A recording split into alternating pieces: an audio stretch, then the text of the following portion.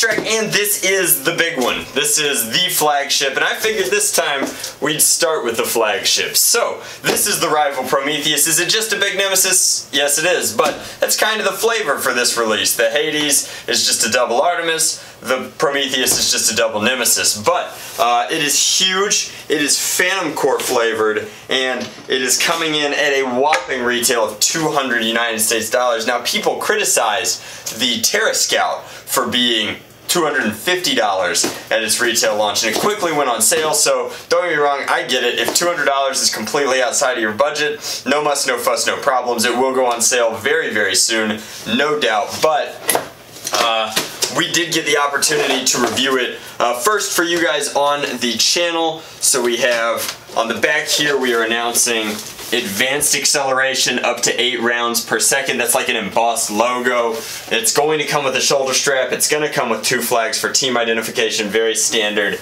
stuff in that regard. Comes with 200 rounds and holds all of them. That's just a lot of ammo. Like, that's a ton of capacity. If you break down what 200 rounds is worth in terms of like rival ammo at retail, that's almost, I think, 50 United States dollars. Like, so just filling the thing costs a quarter of its price, and unfortunately there isn't a ton of amazing knockoff rival ammo. You can get headshot ammo, but it's just not crazy cheap like darts are. So that is our options, but luckily it does come with enough to load it at least once. You can see this guy is rocking it dual handle style, and he is wearing the strap, and he's got the Phantom Core mask. Let's go ahead and crack it open, get inside. So fully motorized, hopper feed high capacity, and then velocity advertised of 100 feet per second. That's pretty standard for these rival blasters. I think that there is a high probability that it achieves that, and if it doesn't, it certainly will with the refillable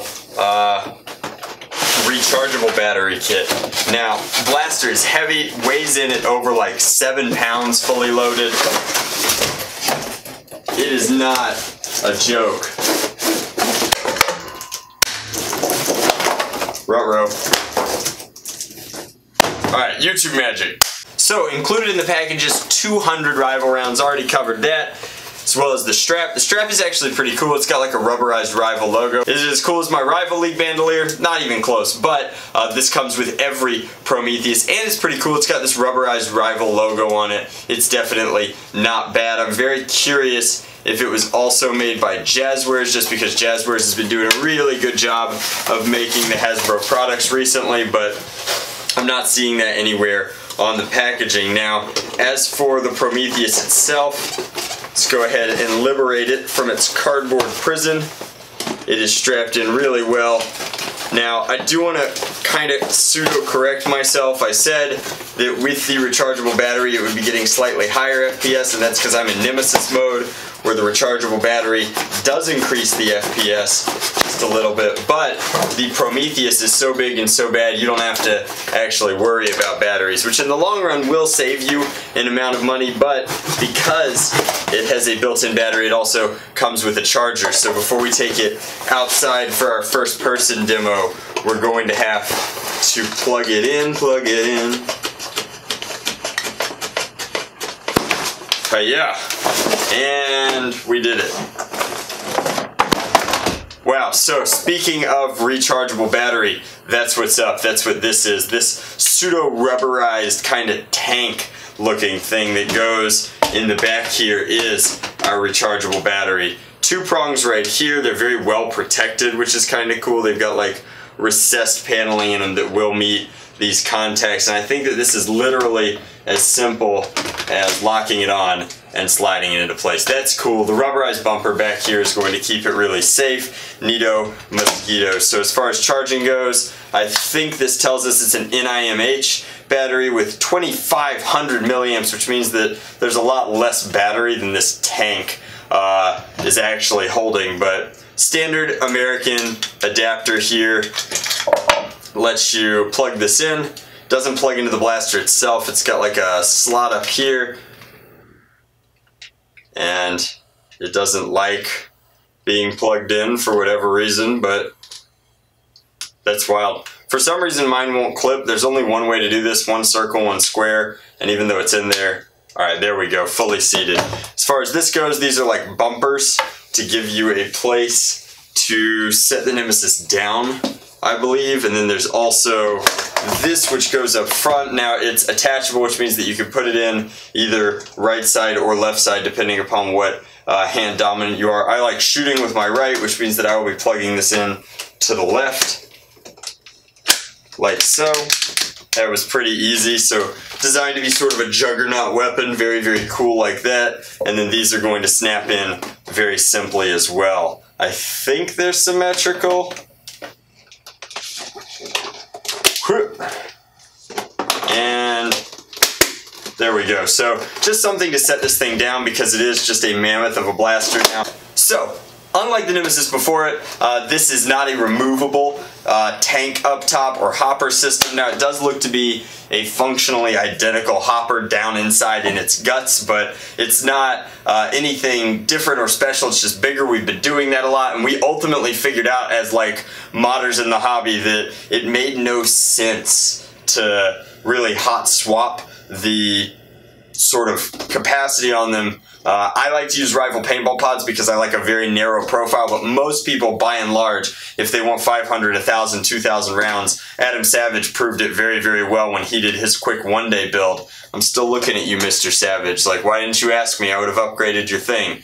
You just painted it. You didn't upgrade it. You're breaking my heart. Anyway, while I personally like using the paintball pods, it doesn't make any sense. Just throw a Home Depot bucket on, hold 4,000 rounds, go to town, get a crazy, whatever the heck that twisted thing was that he used. I've seen people use cardboard boxes. I've seen people use storage containers. It really doesn't matter what you use. This is just a by Hasbro, by the book, fully ready to go 200 round hopper. So let's load it up. It's funny because it's like 50 bucks in Rival rounds, but it's gonna go in here like it's nothing.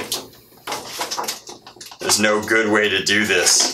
Hasbro, why? Why didn't you put these in like a funnel? They're already escaping. Already. I'm curious what 200 rounds looks like in here before we take it outside, just because I want to know if there's room for more. The Nemesis could realistically hold a little over 100. Everything's got a margin of error. I feel like 10% is a pretty safe margin of error, so if the Nemesis could hold like 110, I feel like the Prometheus should be able to hold 220. While I've got you, like this video if you'd like to do a full Nemesis versus Prometheus video. I would love to break them down, talk about the pros and cons, and maybe I'll even do a battle. Because at this point you can get a Nemesis for around 60 bucks. It's worth talking about whether or not you should pay this much money for an upgrade. Anyway, this is most of the Rival rounds. It's pretty clear you could fit more than 200 in there. I'll tell you what the overall top capacity is. Wow, you can fit a lot more than 200 in there. I'll tell you what our top capacity is when I take it outside and give you some POV footage. Let's go! Alrighty guys, so this is it. This is the Prometheus. Our battery is completely charged up and ready to go. We want to make sure that we do lock it down. This one Phillips head screw holds it in place. Again, Prometheus is very well protected. It's kind of understood that you're going to be clanking this around on the ground, so these bumper pads are necessary. I highly recommend installing them. They're a softer plastic than the body itself, and while the bandolier is good, and these are actually much stronger clips than we're used to with the El Cheapo includes, I'm actually going to remove it for the purpose of this review. The one thing that we can't remove, however, is our team red flag, because you're either red or dead. The red team's just where it's at, guys. The flags make it really easy to turn all of these Phantoms into red blasters. So I have not fired a single shot. This still has 200 of the balls that it comes with, and each one of these tubes is loaded up with blue balls from a variety of different manufacturers, and each tube has 50 in it. So the objective here is to see how much extra ammo it can hold, so it holds at least 250 rounds. As we shuffle those out, we might be able to fit even more. I doubt that we can fit the full 300, so that's 256, 260, and you want to leave a little bit of room for it to kind of agitate them. 265, 270. I'm gonna go for 275 and I'm gonna call it there. If you wanna try, comment down below with how many rounds you could fit in your Prometheus. But that's 275 and I think that that's happy. Now, I do want to correct myself, not only in my speculation video, but also in the beginning part of this video. I thought that this was some sort of acceleration trigger, like it would control your rate of fire. I'm wrong, I'm sorry. I just really want it to be that because safeties on Nerf guns are dumb. I understand that they're a regulation and that you have to have them, but I still just think that they're really, really silly. So this is a no ball symbol, so a no ball symbol, no balls, and then down here is balls. And you can see that not only does our indicator light power up and sputter to life, letting us know that our battery is completely good, but also we get some rev. Now we also get some serious wind out of this thing because with that rechargeable battery and what appear to be regular, absolutely nothing special Rival flywheels and hop-up tab, and hopefully that footage wasn't terrible for you guys as I'm looking around in here, we are good to go. So nothing to it but to do it. Let's show you guys like in full juggernaut mode. This is how this baby fires. Now this is the trigger, so it's different from a lot of other Nerf blasters. This is not ergonomically how I like to handle blasters.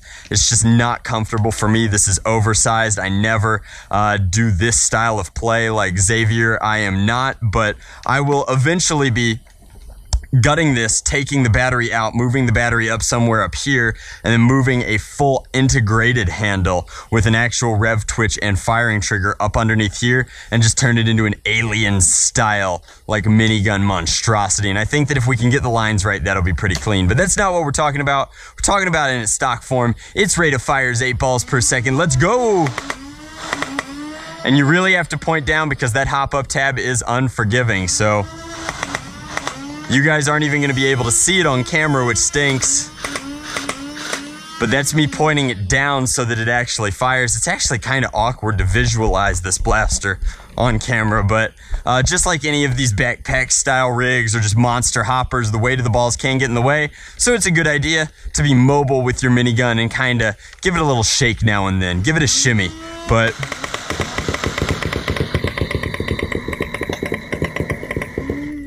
that's ridiculous if that doesn't tickle you. Okay, so we had a little hang up there in our rate of fire. Again, just a little shake, and we're back at it like a bad habit, but one hand wielding for this, not easy. All these balls are going everywhere. I can just see quarters, because that's about what a Rival ball costs in its stock form. Just quarters flying everywhere. So much ammo. So I highly recommend this for indoor play, if you have an indoor arena, or if you have a Nerf club with really good recovery, just because the first time you unload it, and you're gonna unload pretty fast, they go everywhere and now you're out a bunch of your ammo. So luckily I'm gonna sweep the backyard pretty soon, but it is of note that we're not out of ammo yet. We did have 275 in here, but it's doing a great job. This could probably get you through a full round of play, and I'm sure it'll be a popular HVZ blaster. Like, it's all the fun of these super high capacity minigun blasters, but something affordable that you can buy right out of the box. So very, very cool. Very happy with this blaster. Super grateful to Hasbro for sending this over, just because, like, it is a very expensive full-class primary blaster, and possibly, with the exception of some of these Terra Scouts, the most expensive blaster Hasbro has ever produced. Like, this is a very expensive blaster to buy, a very expensive blaster to feed. At least it's pretty cheap to keep it powered up and going. But poor Steven here.